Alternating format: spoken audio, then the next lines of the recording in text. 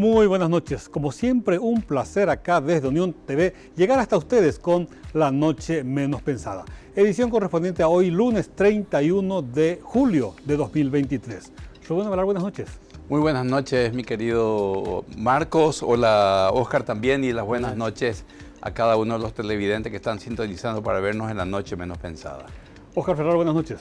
¿Qué tal, Marcos? Excelente. Sí. Sí. Una semana no creo que sea tan pasamos, excelente. Sí, sí. No. Sí, claro que sí. Bueno, es plausible. A la gente que nos está sintonizando les comento. Ellos son de la franja. Y yo creo que están contentos. Ustedes, de 0 a 1 es el 100% de crecimiento. Y eso es plausible. La tarjeta roja, por favor. No, pero estamos hablando en serio. Yo estoy contento con eso. Y es más, antes estaba Olimpia lamentablemente en la cola en forma solitaria. Hoy comparte ese lugar con otro club. Y eso es plausible, interesante. Así va cosechando lugares. Los Reyes tenemos derecho a descansar. Es más, nuestra preocupación es Flamengo, no Resistencia, no Trinidense. Sí, pero sí. Me parece a Cerro también le fue muy difícil. Hablando en serio, le fue muy jugó difícil. un poco mejor Olimpia, pero todavía le falta. Sí, le falta todavía, le falta mucho. Pero bueno, ojalá que el jueves hagamos un buen papel. Si tenemos un empate, ya va a ser un sabor a victoria. Así que el comienzo de esta semana, hoy, tuvo un poco una repercusión de lo que pasó el miércoles y jueves pasado en el Congreso de los Estados Unidos de América. Y digo esto porque esta es una fecha histórica. El Congreso, el comité del Congreso, un comité de defensa, estuvo conversando, ¿verdad?, con 3 militares, altos militares de defensa, y lo hicieron bajo juramento, algo que en los Estados Unidos es muy grave y muy serio, ¿verdad? No se puede jurar, hablar y después hacer otra cosa. No, vas preso y perdés mucho dinero. Y en relación, ¿verdad?, a que estos exmilitares afirman que el gobierno de Estados Unidos oculta ovnis y restos biológicos no humanos, es decir, extraterrestres.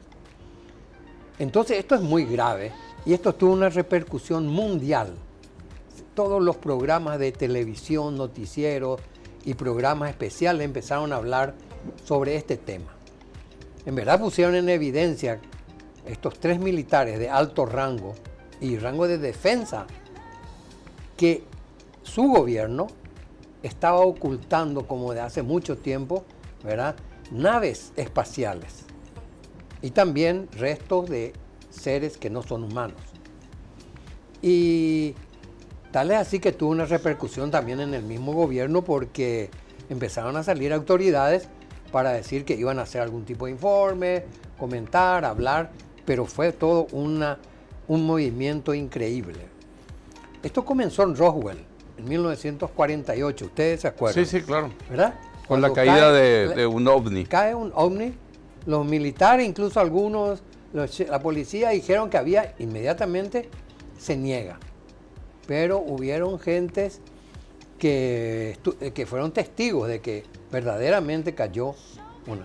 Entre ellos está Bob Lazar, un joven, mejor dicho, investigador, que él dijo que vio, que estuvo trabajando ahí adentro y lo taparon, casi se suicidó el tipo. Con el tema de Roswell. Con Roswell. lindo tema para dedicar un programa, ¿eh? Sí, me parece muy Yo bien. creo que sí. ¿Qué les parece? Sí, interesante. Bueno, esta noche vamos a hablar de un tema, de un tema que tiene varias aristas. Economía. Está ya en nuestros estudios el economista, analista económico Samuel Acosta, con quien vamos a hablar de varios temas. Se viene un nuevo gobierno, una nueva administración. Lógicamente, un nuevo gobierno crea expectativas. Y por supuesto la economía paraguaya está saliendo de los efectos de la pandemia, habrá crecimiento este año, veremos si realmente se cumple la meta, si va un poco más arriba. En la región, Brasil comienza a tener síntomas positivos, Argentina todo lo contrario. Bueno, ¿y cómo estamos nosotros? ¿Cómo está, digamos... ¿Y cómo vamos a estar seguramente en los próximos 5 años? Así que, si les parece, hacemos una pausa y ya le traemos a nuestro invitado. En buen momento. Correcto, enseguida regresamos acá desde Unión TV con La Noche Menos Pensada.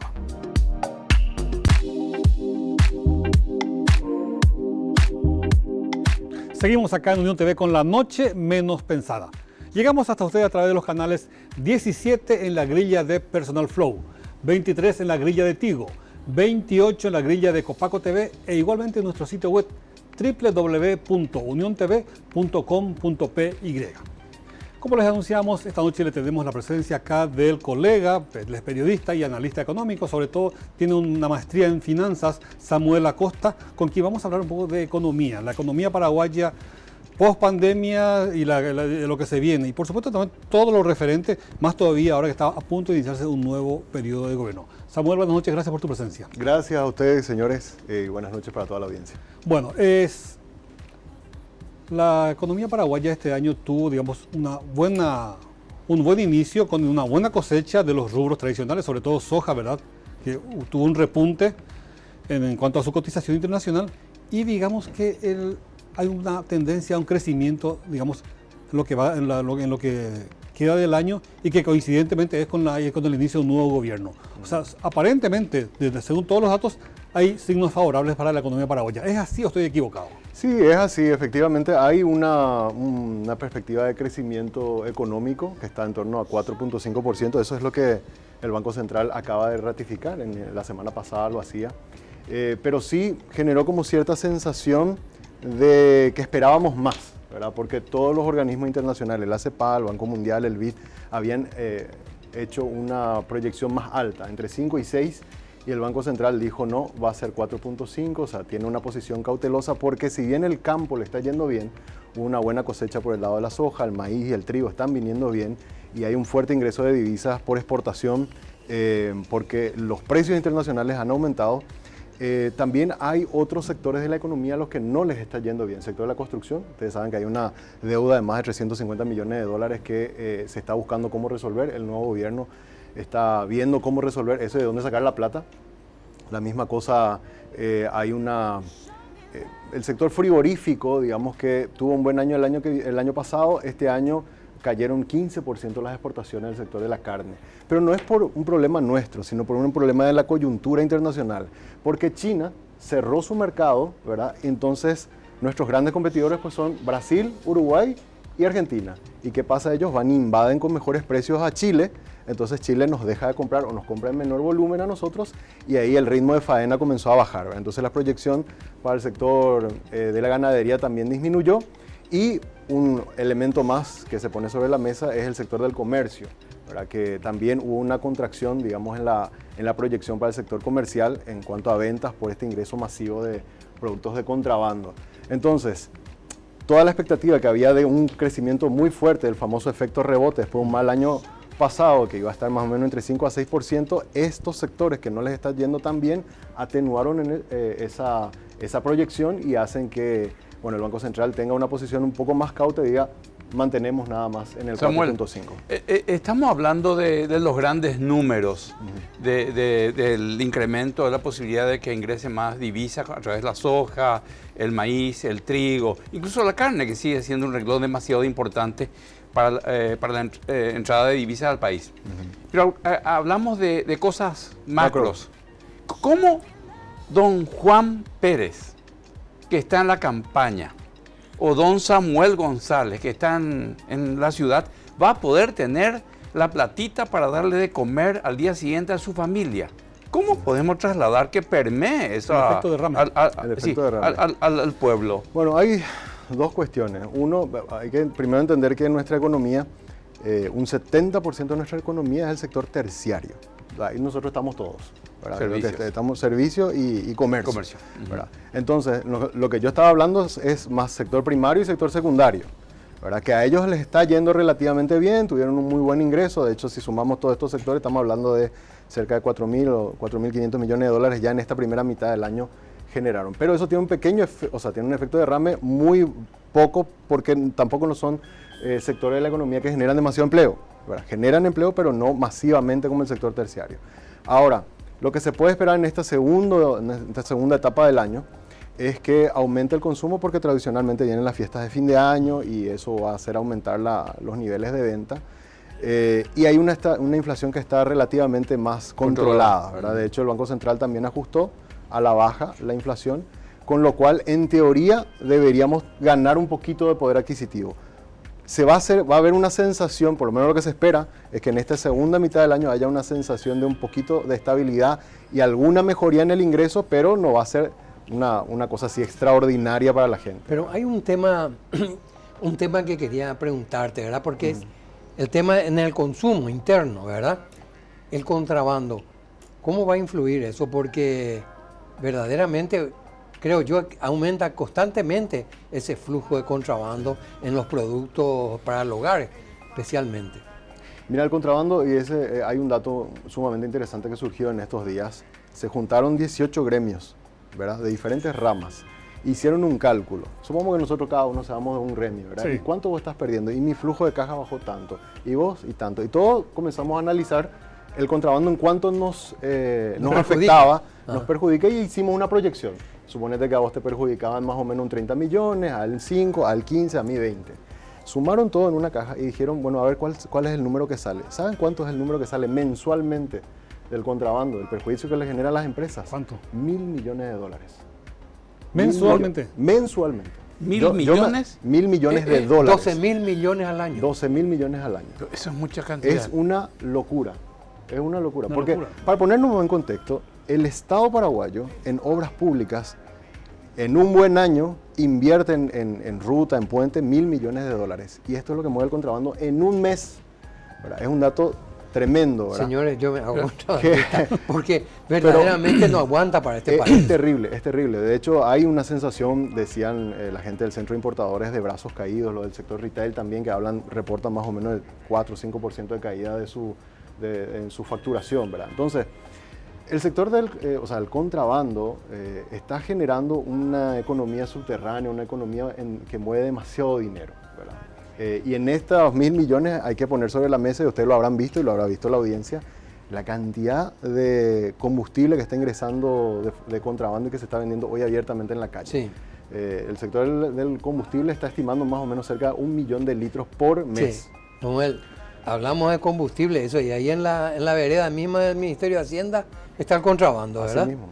O sea, Pero, Seamos sinceros. pero no quiero desvalorizar lo que dijiste, pero el contrabando no es nuevo. El contrabando es de larga nuevo, data. sí Pero lo el volumen sí. Claro, Pero- el volumen es lo que él dice. Y lo preocupante es que gane quien gane en la Argentina, no va a solucionar de la noche a la mañana Claro, el problema económico, y seguirá con sus problemas económico. El cambio nos va a favorecer y eso va a incentivar el contrabando. A ver, Argentina elige, entiendo, en octubre a sus nuevas Sí. autoridades. El que venga tampoco va a poder hacer mucha magia, porque hay un montón de productos que Asume están en diciembre, subsidiados. o sea, este año no Claro, prácticamente nada. y el problema es que hay un doble efecto. Uno está el efecto cambiario.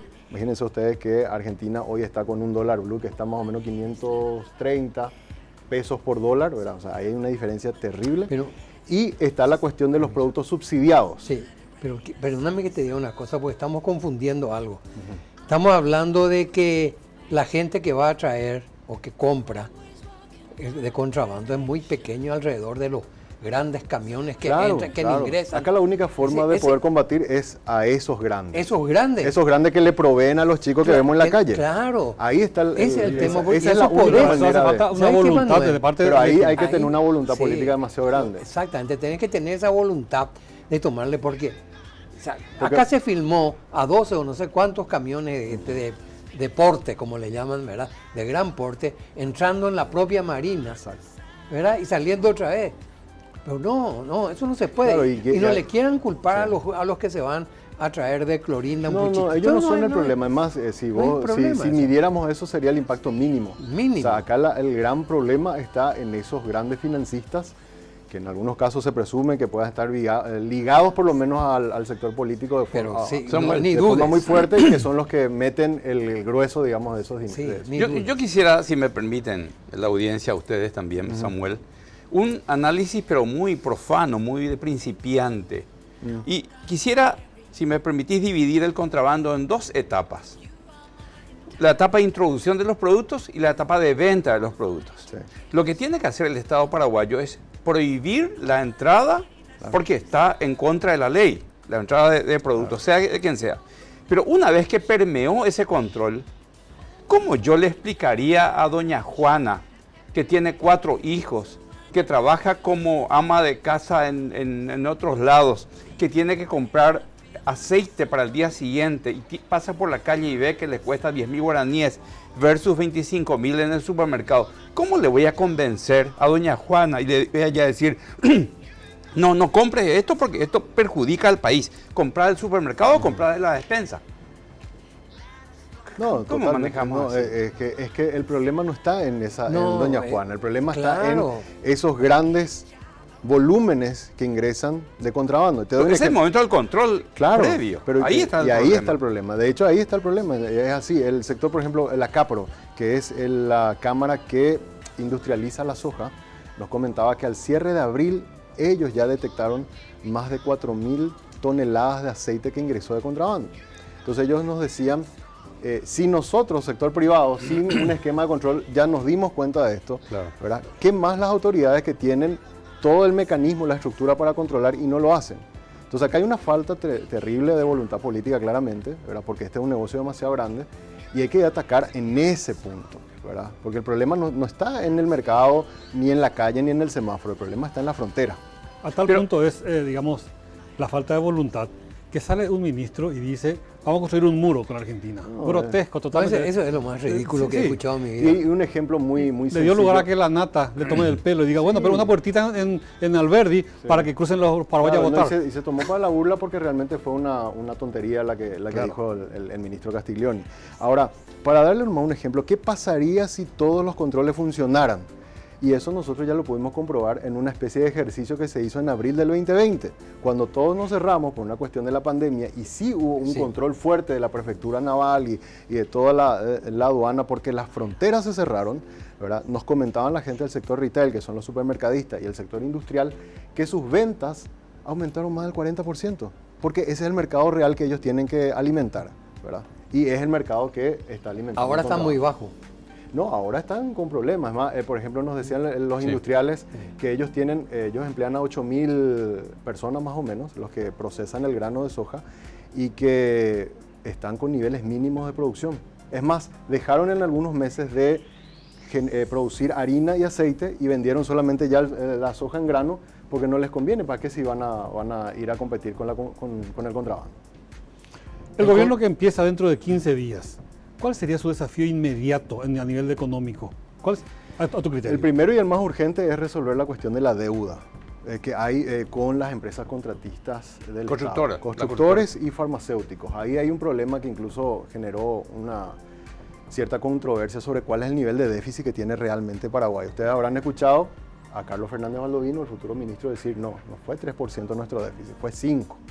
Y nosotros tenemos que sincerar las cuentas fiscales, que fue lo que yo hablaba en estos días con Oscar Lovera, que va a ser el futuro viceministro de Administración Financiera, y él me dijo, nosotros lo que queremos es, llegamos, vamos a revisar todas las cuentas, cuánto es lo que efectivamente se debe, porque los farmacéuticos dicen un número, los constructores dicen otros números, vamos a poner los números sobre la mesa y vamos a ver un plan de pago, ¿verdad? Y lo que vamos a hacer es un plan de convergencia, o sea, nosotros el año que viene, por un compromiso que habíamos tomado con el Congreso, dijimos, el año que viene nuestro presupuesto va a estar alineado a esa ley de responsabilidad fiscal.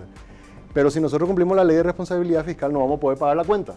Entonces lo que se va a pedir es que se aplace por lo menos 1 o 2 años más, paguemos la cuenta, resolvamos este problema que ya está generando incluso a nivel bancario un lío, porque imagínate que todos ustedes sean constructores, cada uno de ustedes, como yo soy Hacienda, no les estaba pagando, pidieron crédito en los bancos para no parar sus obras, porque perdían más. Resulta ser que ahora ustedes tampoco le están pudiendo pagar a los bancos y ya hay un nivel a nivel sistémico, un problema. Ahora el sistema bancario está también ahí viendo cómo aguantar un poco un círculo cerrado. Es un círculo peligroso.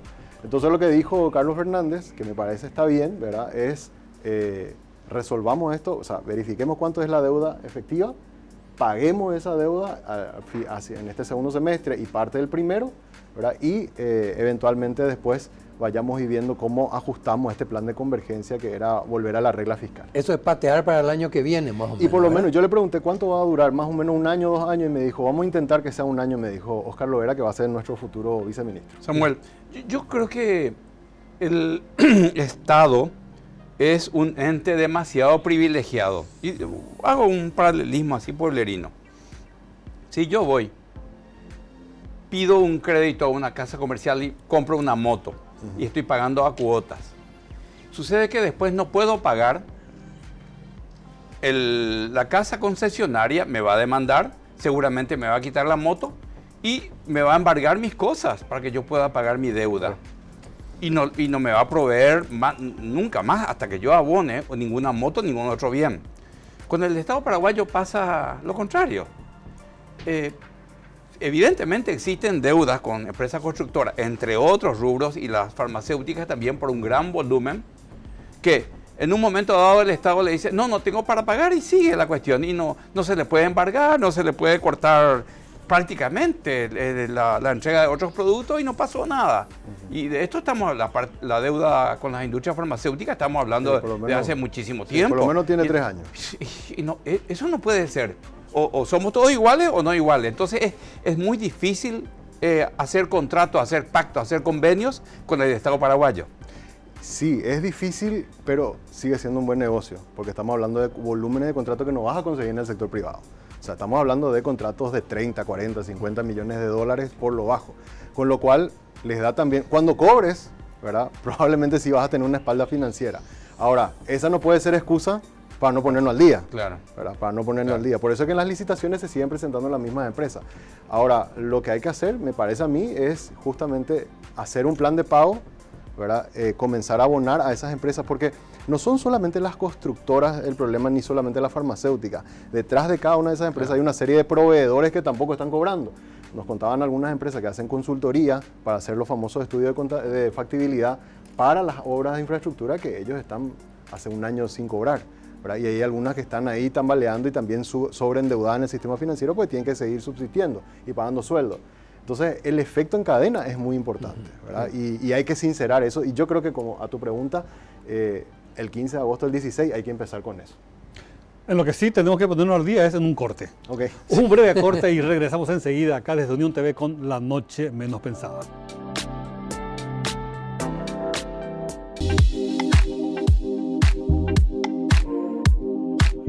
Continuamos acá desde Unión TV con La Noche Menos Pensada. Nuestro invitado esta noche es el colega, analista económico, máster en finanzas, Samuel Acosta. Él es integrante del staff del periódico 5 Días. Sí, señor. Samuel, cada vez que se va a iniciar un nuevo periodo de gobierno, y coincidentemente por las redes sociales, comenzó a circular desde hace un tiempo el nivel de endeudamiento de cada gobierno a partir de 1989.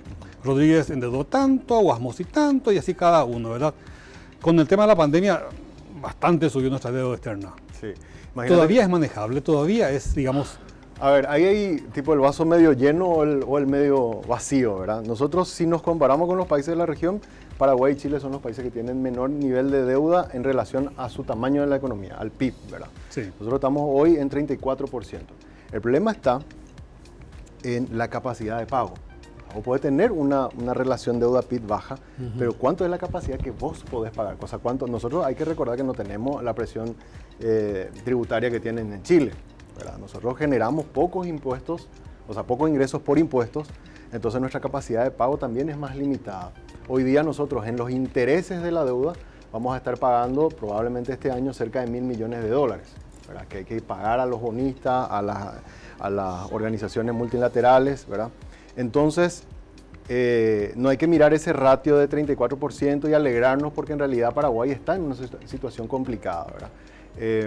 Nuestra deuda que había arrancado, o sea, había terminado con Cartes más o menos allá por los $8.000 millones, ahora está en 15.300. O sea, hubo un crecimiento extraordinario en gran medida por la cuestión de la pandemia, ¿verdad? Lo que el gobierno está pensando ahora es buscar alternativas de financiación. Es decir, señores, vamos a pagar nuestras cuentas con los ingresos que generemos y vamos a invertir con modelos de asociación público-privada o de concesiones. Las APP, o el famoso, bueno, no sé si tan famoso, pero sí se está usando bastante ya ahora, llave en mano, ¿verdad? Entonces, se está buscando no frenar el ritmo de inversión a través de figuras en donde el sector privado también tenga una coparticipación y de esa manera mantener un poco estable las cuentas fiscales, ¿verdad? Porque emitir bonos nomás no va a ser suficiente. Emitir bonos significa endeudarse más. Claro, endeudarnos más, ¿verdad? Nosotros, el Fondo Monetario Internacional decía para Paraguay que por el tamaño de Paraguay, las características que tiene de Paraguay, el tope que debería, o que lo que sería manejable financieramente hablando, sería 40% de su PIB. Nosotros estamos en 34 y este año vamos a cerrar, la proyección es que cerrar en 36. O sea, ¿qué es lo que quiero decir? Que si nosotros seguimos a este ritmo de endeudamiento, ¿verdad?, de aquí a los próximos 4 o 5 años, cuando termine este periodo de gobierno, vamos a entrar ya en una situación complicada como la que están nuestros vecinos. Pero Samuel, haciendo un paralelismo, no sé si servirá, pero creo que es bastante gráfico. Japón, que es uno de los países, está ahí con China y sería la tercera Estados Unidos. economía. Es la tercera economía del mundo. Mundial, sí. Japón tiene una deuda externa de 234 o 240% con respecto a su PIB. Claro. Estamos hablando de casi 8 o 9 veces lo que es Paraguay. Y yo no creo que la capacidad de pago de Japón sea tan diferente a la de Paraguay. Entonces, yo creo en los niveles de inversión, creo en deber a la gente para poder hacer obras. Si, por ejemplo, si yo esperara tener dinero para construir una ruta asfaltada entre Asunción y Cacupé, si no tuviéramos asfalto, pasarían años hasta que yo tuviera el dinero. Sin embargo, si yo presto, voy a poder pagar mucho más porque se supone que va a haber crecimiento de toda esa zona donde pasa el asfalto y también el comercio que yo puedo efectuar con la gente de Cacupé. Y eso va a hacer que se pague mucho más rápido. Entonces no tendríamos que tenerle miedo a deber. La política de endeudamiento vía bonos comienza con Federico Franco y se refuerza con Horacio Cartes. Bajo esa teoría, digamos, de que yo genero una obra, esa obra genera todo un efecto, digamos, de retorno, ¿verdad? Sí. Y con ese retorno hay mayor actividad económica, yo recaudo más y con eso puedo pagar la cuenta. Lo cual es cierto, pero lleva tiempo y las deudas se pagan mes a mes. Entonces, ahora no se está diciendo dejemos de hacer obra o dejemos de endeudarnos, sino busquemos vías alternativas de endeudamiento, ¿verdad? O sea, lo que salimos a emitir, usémoslo para cuestiones urgentes del famoso administración de pasivo, vamos a seguir pagando nuestras cuentas, y lo que vamos a invertir, busquemos vías en donde... APP o llave de mano. Claro, donde no toda la carga esté sobre el Estado, ¿verdad? Hay obras donde financieramente, o sea, por ejemplo, ahí vos tenés 2 rutas importantes, esas rutas probablemente se hagan con APP y va a ser rentable para el empresario. Pero la transversal, que es una ruta quizás interna, esa tiene que hacer el Estado y ahí sí probablemente el bono sirva. Claro. Porque ahí quizás vos pones un peaje y por el flujo no va a ser rentable para una empresa. Entonces el modelo es las grandes obras, un nuevo aeropuerto, un tren de cercanía o una gran ruta, ¿verdad? Hagámosla bajo la figura de alianza público-privada o bajo alguna figura donde el sector privado participe y asuma el riesgo, y las pequeñas lo haría el Estado. Esa es lo que pasa con el peaje de Pacaraí, que de 5.000 fue a 15.000. Pero yo creo que vale la pena, porque si uno circula por ahí, hay mayor comodidad, mayor seguridad, mayor velocidad. Pero el costo ha sido exagerado, ¿no? Se triplicó. Depende. Pero tu seguridad, ¿cuánto cuesta, Oscar? No, ya sé, pero ¿cuánta gente hay que no puede? ¿Te imaginas algo que hacen 5 o 6 viajes por Pero si día? tienes un vehículo, tienes la posibilidad de ganar, de tener depende, dinero. Pero triplicar una cosa así. Pero yo te quería preguntar algo, porque verdaderamente un problema que se avecina, y acá lo hemos estudiado muchas cosas, la crisis, ¿verdad?, de las cajas jubilatorias, porque eso golpea a muchísima gente, ¿verdad? Entonces, si vamos a entrar en un momento de crisis, ¿verdad?, y esas cajas están con gran problema, porque verdaderamente la IPS, por ejemplo, están saliendo a gritar, ¿verdad? Y las otras ni qué decir. ¿Cómo ves vos dentro del esquema de lo que va a ser el primer año, por lo menos, del nuevo gobierno? Y el gobierno está planteando una reforma completa del sistema de pensiones, ¿verdad? Se nombró el comité ya. Claro, hay un proyecto de ley que se va a presentar al Congreso y a través de ese proyecto de ley se va a crear ese comité de estudio, ¿verdad? Y a partir de ahí lo que se va a hacer es con un equipo, una serie de expertos del sector público y el privado, pensar las soluciones efectivas para solucionar el sistema de pensiones en Paraguay. En Paraguay la primera bomba que está a punto de explotar, y lo va a hacer en el 2027, es la caja fiscal. O sea, nosotros estamos, en lo que va de este año, nomás ya más de 70 millones de dólares salió del bolsillo de cada uno de los que estamos en esta mesa para pagar la jubilación del sector público, ¿verdad? Y eso Si no se resuelve para el 2027, más o menos se está estimando que serían unos 800 millones de dólares, o sea, más que toda nuestra emisión de bonos, vamos a tener que usar para pagar esa situación, ¿verdad? O para pagar a los jubilados. O sea, entonces, ¿qué pasaría si no se puede pagar? O sea, sería y sería un caos, una situación social terrible. Imagínate miles de personas sin poder generar tener su ingreso. Son? Y creo que hoy está más o menos 30, 40 mil personas que están recibiendo. 40.000 personas. Por ahí, ¿verdad? Pero bueno, hay que ver que todos los años esto se van jubilando gente y hay que resolver. Entonces, lo primero que hay que resolver ahí es primero la situación de la caja fiscal, ¿verdad? Que nos está comiendo muchos recursos de impuestos. Pero ¿por qué la caja fiscal llegó a esta situación? Imagínense que en los últimos 10 años comenzaron a hacerse leyes, ¿verdad? Para que el médico se jubile con 25, el del otro lado con 15, el del otro lado con 20. Entonces hay un desorden total en lo que son las edades y los tiempos en los que uno tiene que aportar para jubilarse, y eso generó este descalce financiero, ¿verdad? Y no es sostenible, o sea, no hay un orden. Entonces, sin cálculos actuariales, Samuel, previos. Claro, ¿no? Y el Congreso aumentó, el Congreso no hizo absolutamente ningún estudio económico financiero, claro. Y como estábamos en años electorales, se fue aprobando. Y ahora estamos pagando nosotros, todos los paraguayos, esa situación. Porque los gremios le pedían a un diputado o senador, ¿verdad?, que hagan una ley para tal cosa y... Claro, por eso la solución, para irnos más concreto, es solucionar la cuestión de la caja fiscal, que ahora ya hay un proyecto de ley que para armar este comité, buscarle una solución a eso, ¿verdad? Que me decía a mí Carlos Fernández Valdovinos, el futuro ministro, que él dice, bueno, lo que ya se hizo, ya se hizo. Ahora lo que podemos llegar a hacer nosotros es a esa caja fiscal darle un mayor espectro de inversión, o sea, que se puedan invertir en otros instrumentos que generen rentabilidad, y que el que entra un nuevo funcionario y comienza a aportar, vaya bajo estas nuevas reglas. Sí. Y de ahí, en una proyección de 5 o 10 años, ir de a poquito solucionando. Eso aumentaría, eso aumentaría también la edad para y acceder. Hay que ver, o sea, una cosa que me decía a mí Pedro Ale, que ustedes recordarán, ¿verdad? Él me decía, ahí ya salimos de la caja fiscal y nos vamos a la caja IPS. Él me decía, nosotros tenemos un 80% de la gente que está trabajando que no aporta ninguna caja. Entonces lo que tenemos que hacer es, antes de ir a antes de tocar las cuestiones paramétricas, que es la edad en la que nos tenemos que jubilar, vayamos a la formalización, o sea, que más gente entre y se convierta en activo. Y esa va a ser una primera gran solución sin tocar todavía la cuestión de la edad. Sí. Una vez que solucionemos eso y bajemos de ese 65% de tasa de informalidad que tenemos hoy, entonces ahí comencemos a ver por lo menos 5 o 10 años los efectos de eso, y ahí analicemos si es que tenemos que tocar algo en la cuestión de la edad. Es que vos tocaste ahí un tema que es urticante en este país, la informalidad, ¿verdad? Sucede en todas partes, ¿verdad? Hace poco estábamos hablando sobre las pequeñas y medianas empresas. Las pymes, ¿verdad? Había, no sé, 400.000, 500.000 empresas de pymes, ¿verdad? Algo así.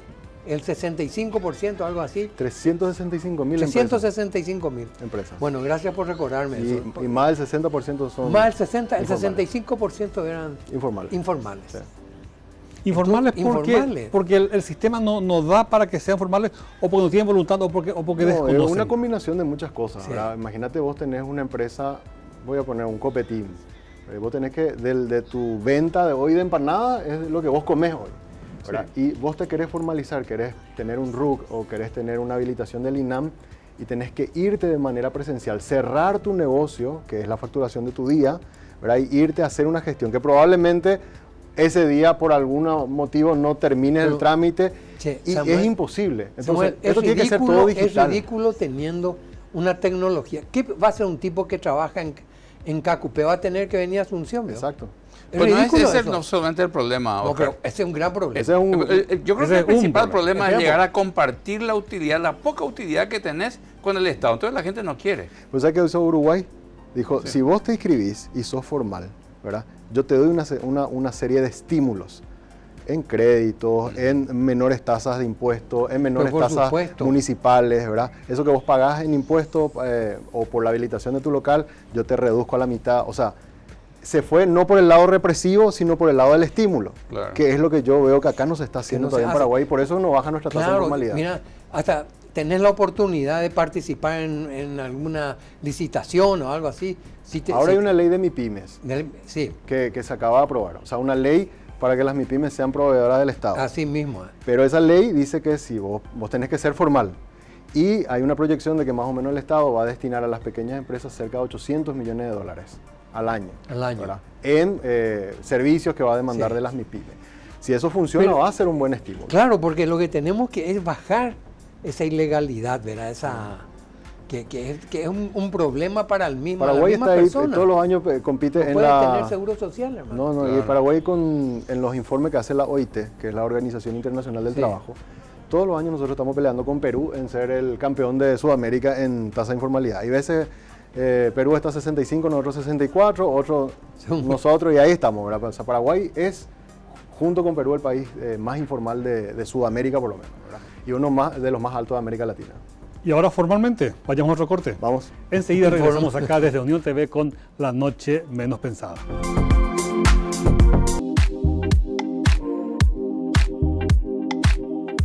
Seguimos acá en Unión TV con La Noche Menos Pensada. Nuestro invitado esta noche es Samuel Acosta, colega, periodista, analista económico, integrante del staff del periódico 5 Días, tiene un máster en finanzas.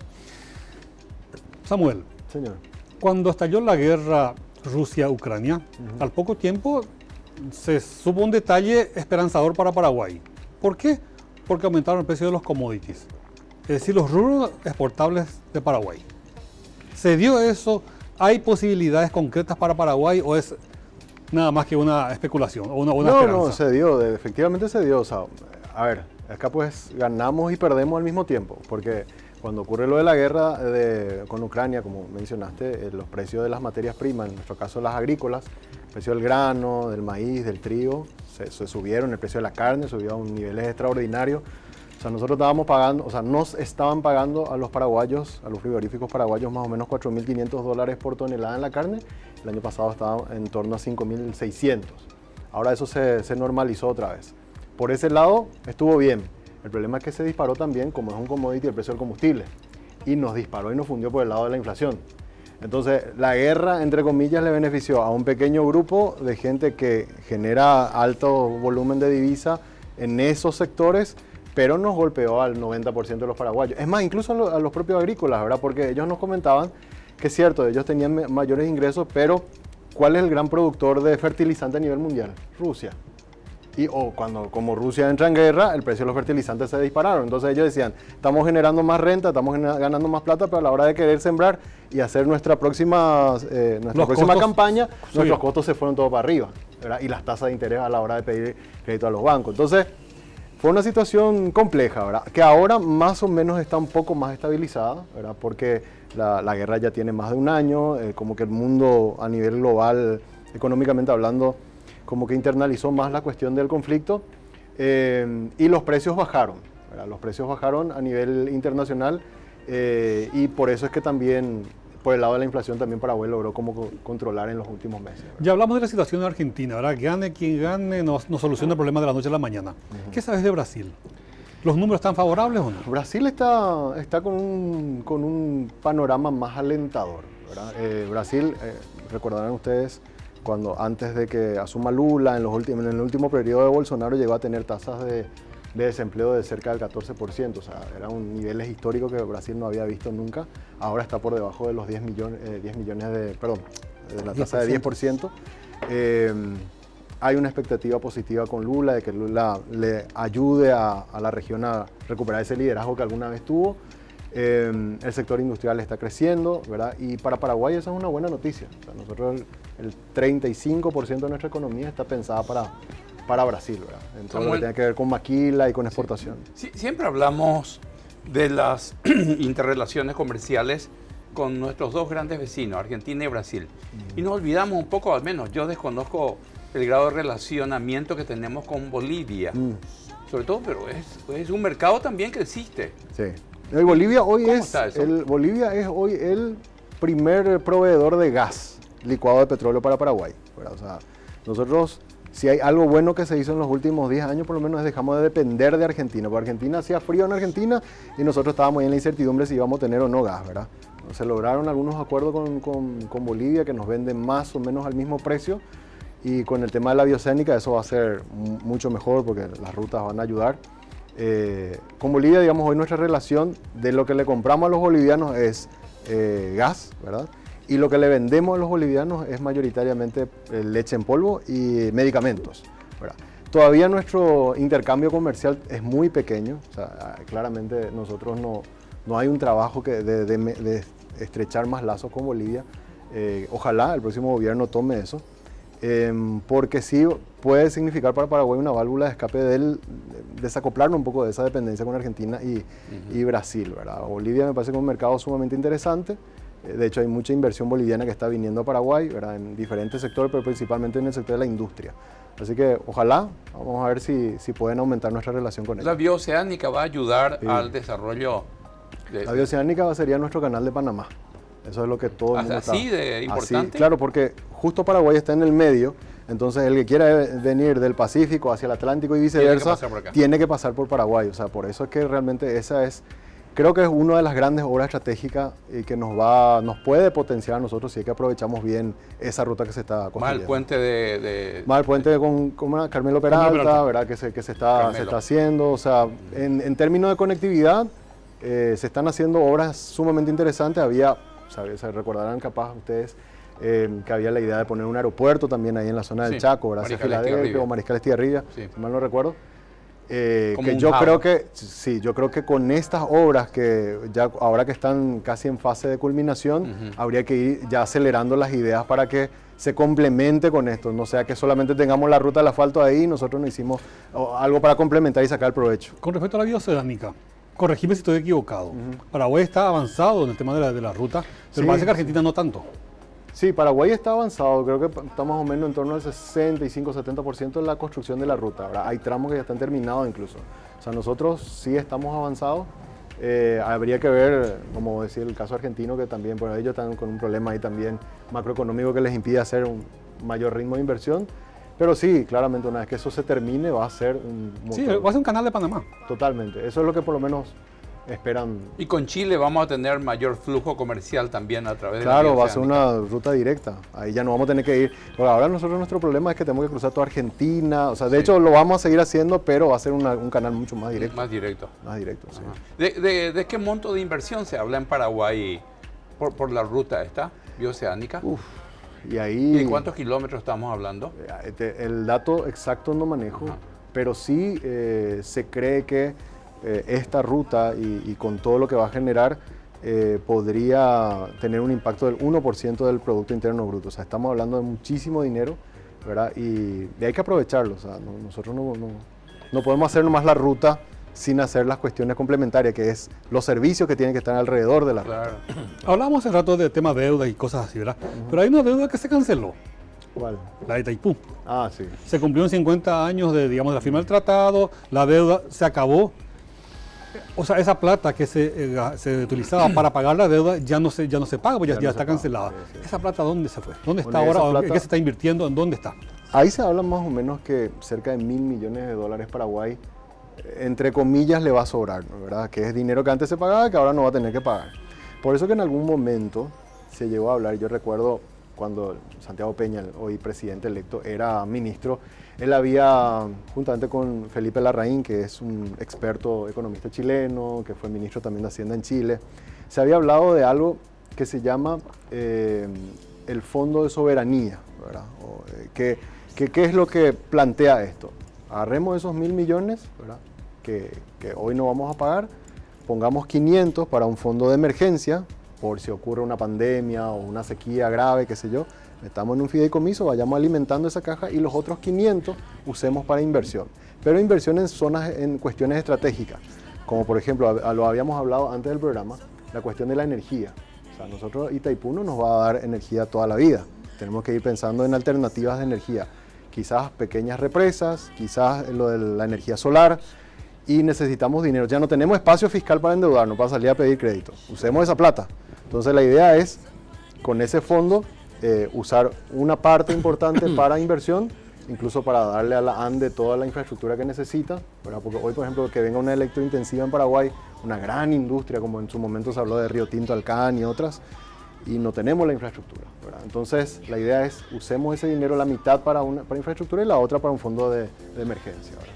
O sea, eso es lo que básicamente en algún momento se había hablado. Eso es urgente, ¿eh? Y sí, Porque tenés, según el Las proyecciones. presidente de la ANDE, para el 2030, que son 8 años, 6 años, Va a haber falta de energía. vamos a tener sí. un problema de energía, ¿verdad? Porque la producción va a ser igual que el consumo. sí. Pero eso si tenemos suerte, porque si no, si viene una sequía, eso disminuye. En vez de 6 años, van a ser 4 años. Claro, claro. Y en términos de este tema, no podés hablar en 4 años de solucionar el problema. Es poco. Por eso Paraguay tiene que tener una posición, yo que digo, más estratégica, de no solamente pensar en la negociación con Brasil del anexo C, en venderle a Brasil. O sea, yo creería que ya nosotros tenemos que comenzar a sentarnos a negociar con ellos en base a cómo vamos a usar nosotros nuestra energía. Te interrumpo. ¿Cuándo se define eso? Y bueno, ahora que una vez que Santiago Peña suma, por eso que él se está reuniendo mucho con Lula, ¿verdad? Ya anticipando un poco lo que va a ser la reunión, ¿verdad? Y tendría que ser rápidamente, ya en agosto. El 13 de agosto vence. el Ahí, plazo. ahí Vence el inicia plazo. el proceso Claro, ahí oficial inicia, de sí, conversación. sí, sí. A partir de ahí ellos tienen que hacer un calendario donde digan, señores, las ahora. altas partes nos comenzamos a sentar a negociar Porque- sobre esto. Pero eso va a durar mucho, Yo, seguramente. ¿saben qué? Oscar. Sí, va a llevar unos meses. Con mi preocupación, ¿saben cuál es? No. Que yo no tengo claro qué es lo que Paraguay va a pedir. O sea, no sé si ustedes se acuerdan cuando fue la cuestión de la negociación cuando Lugo estaba, que por lo menos habían 6 ejes así súper claros. Sí. Queremos que se triplique la compensación, queremos que se construya la línea de 500, queremos que se haga tal cosa. Sí. Ahora yo no veo eso. No. O sea, hay como ideas sueltas, pero no hay una posición país donde todos los Salimos ciudadanos de un apoyan. problema grave con el Brasil, con nosotros mismos, ¿te acuerdas? Lo de la cuestión del contrato Claro, el con del Andes, contrato. con Electrobrasil. Sí, de ahí salimos de ese problema y todavía no, porque no hay para mí no hay una conversación. A mí lo que me preocupa es que nosotros no sabemos lo que vamos a pedir. No No hay sabemos. claridad. O sea, nosotros se mismos no percibe. sabemos qué es lo que vamos a ir a pedirle Sí. a Brasil cuando nos sentemos en la mesa, ¿verdad? Sí. Yo estoy seguro que Brasil Yo ya te puedo sabe lo hacer, que va a hace pedir. años que Brasil sabe lo que va a pedir por y supuesto. lo que va a hacer. Pero nosotros, y otra cosa que a mí me preocupa es este tema, que nos vamos a entregar porque no podemos hacer en 6 años nomás. Si nos llevó 50 años tener este problema de producir, de consumo, y ahora en 6 años, ¿cómo vamos a resolver? La infraestructura de producción La adicional. infraestructura de producción. Sí. Mira, ojalá no nos pase esto de una sequía y que disminuya el caudal del río y la Lo que pasó producción. en Uruguay, que nos puede pasar. Claro. Sí. ¿Qué hacemos? La mayoría de los organismos internacionales cuando califican a Paraguay dicen, ustedes son un país ordenado macroeconómicamente, o sea, pero están demasiado dependientes de lo que le ocurra con el clima. O sea, en un buen año con ciclo de lluvia, como que se avecina, vamos a tener en los próximos meses, pues se viene el fenómeno del Niño, Sí. Sí. que tiene el fenómeno de haber mucha precipitación. Probablemente el nivel de los ríos va a estar bien, vamos a tener buena producción de energía y el campo le va a ir bien, ¿verdad? Pero si se viene otra sequía en los próximos 2 años, se destruye todo. O sea, nuestra matriz económica está demasiado dependiente de cosas que no podemos controlar. Y ahí es donde nosotros tenemos que comenzar a invertir Tendríamos que migrar a un sistema industrial. industrial, de tecnología, o sea, cuestiones que no dependan de un factor que nosotros no podamos controlar. Y ese es el gran desafío, yo creo, Mira, para el pues yo próximo lo que digo gobierno. una cosa, no pudimos haber tenido hace 5 años atrás un pensamiento ya. Decir, che, los perros vamos a tener este problema dentro de 5 años, ¿por qué ya no empezamos a hacer algo? Pero hay sectores que están presionando hace tiempo. Lo que pasa es que cuando se mira del lado político, Claro. Es nuestro Ese es el gran tema. problema, la política. claro. O sea, acá ya que hablamos de hablar en esta mesa del problema de la caja fiscal, nadie pensó, o sea, esto que ahora nos está por explotar ya se sabía hace 15 años atrás. No, Sí. se pensó. Lo que pasa es que no toman Claro, acción, no claro, decisión. lo de la cuestión de la energía bueno. es algo que se viene escuchando hace 10 años y nadie todavía tomó Sí, no te digo que nadie, decisiones, o sea, nadie habla. Lo que pasa es que nadie decidió. ¿Y por qué? Falta de acción. sí. ¿Y por qué? Pero vos sabés que ahí, para poner más, o sea, estas son las cosas malas. Nosotros en el 2003, cuando conmigo, ¿se acordarán ustedes cuando asume el Ministerio de Hacienda, aborda y hace toda la reforma fiscal? Ahí se tomó una decisión política de hacer un saneamiento de la macroeconomía paraguaya, ¿verdad? y se dijo, vamos a blindar el Ministerio de Hacienda y vamos a blindar el Banco Central del Paraguay, de cuestiones políticas. 15 años después, nosotros hoy estamos recogiendo esa buena decisión que se tomó en el 2003. En el 2003. O sea, Paraguay, lo que quiero poner nomás es que cuando toma una decisión política y hay una voluntad que después los demás gobiernos apoyaron, se pueden hacer las cosas. O sea, yo creo que si nosotros nos sentamos hoy y pensamos en cómo resolver la situación de las cajas de pensión y pensamos resolver la cuestión de la energía, podemos hacer. O sea, Paraguay no es un país que no tiene la capacidad de hacerlo. El problema está en cuándo vamos a arrancar con esa Pero el bipartidismo comunicación. es problemático para todos, por lo visto. Voy a volver nomás a lo que comenzamos hoy en el programa. ¿Por qué en el Congreso de Estados Unidos se reunieron los dos partidos para una sola causa? ¿Verdad? Que era solucionar el problema de seguridad con las cosas extraterrestres. Los dos partidos se unieron, lo que nunca pasa. Sí. Uno saca una cosa y otro le dice. En todas partes del mundo, en Paraguay también. Pero cuando se trata de cosas de importancia nacional, esa debería ser la actitud. Ahí las ideologías quedan de lado. Pero Samuel, lo que hablabas de la caja fiscal, que no se tomaron medidas anteriores, tiene aristas sociales muy importantes y esas aristas repercuten en la parte política. Yo me imagino que una de las decisiones así importantes va a ser elevar la edad de jubilación. Y eso implica lo que pasó en Francia. 2 años pidieron de incremento y por poco no incendiaron. 18 huelgas generales tuvieron claro. en o Francia. en Chile también. Claro, claro. O sea que acá se viene, porque la gente no va a querer ceder esa parte. Y si no se cede, la caja fiscal va al muere. Entonces, Y si se formaliza la economía, puede haber un mayor ingreso en las cajas. Claro, y en el caso de la caja fiscal, la alternativa que se piensa para no tocar esas cuestiones paramétricas se llama. Que las informalidades pasen a ser formales. No, sí, pero eso va a beneficiar más al IPS, ¿verdad? Porque en este caso estamos hablando de funcionarios del Estado. Sí. No, es tratar de que la gente que ingresa ahora, o sea, hoy, ponele que este año... Ya con la nueva modalidad. Claro, contratemos, no sé, 1000 personas, esas 1000 personas ya van bajo este nuevo régimen, ¿verdad? Correcto. Y también hay que ir de alguna forma, todo esto que se llama de los planilleros y toda esta gente que no cumple una función, ir viendo de qué manera solucionar ese problema. Y ya no son demasiados ya para un Estado así. Son 400.000 personas, ¿verdad? 350.000 funcionarios tenemos hoy, ¿verdad? Todo el Estado, digamos, ¿verdad? No eran 400.000. No, o sea, el último dato por lo menos que sabemos va por ahí. 350. 350. Samuel, antes de irnos, se nos acaba el tiempo.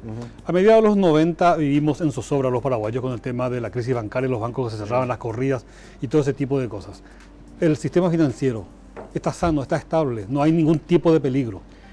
Y bueno, a ver, siempre hay... Están ganando plata. Claro, están 284 millones de dólares ya ganaron en estos primeros 6 meses, ¿verdad? Sí. O sea, que a los bancos les está yendo bien, pero también, vuelvo a lo anterior que decía, se tomó una decisión política. En el 96 ocurre la gran crisis bancaria y se hizo una reforma, o sea, la ley de bancos que de hecho se actualizó ahora hace un par de años, y se tomaron medidas que fueron en su momento muy drásticas, pero que hoy nos permite tener a Paraguay uno de los 3 sistemas bancarios más solventes de América Latina. O sea, ese es un dato que no lo dice ni el gobierno, sino lo dice la Federación Latinoamericana de Bancos, que mide un poco los niveles de solvencia. Solvencia es la capacidad de responder, digamos, a sus obligaciones. O sea, es muy difícil pensar hoy que un banco pueda llegar a quebrar, pero está bien, ¿verdad? Entonces, respondiendo a tu pregunta, sí, los bancos están bien, están ganando mucho dinero, digamos, o sea, están ganando dinero conforme a lo que está bien eso, ¿verdad? Lo que sí hay que cuidar es, diría yo, sobre ciertos sistemas de control. O sea, tuvimos en algunos casos, caso Cefisa, por ejemplo, que fue una entidad que se tuvo que cerrar por malas administraciones.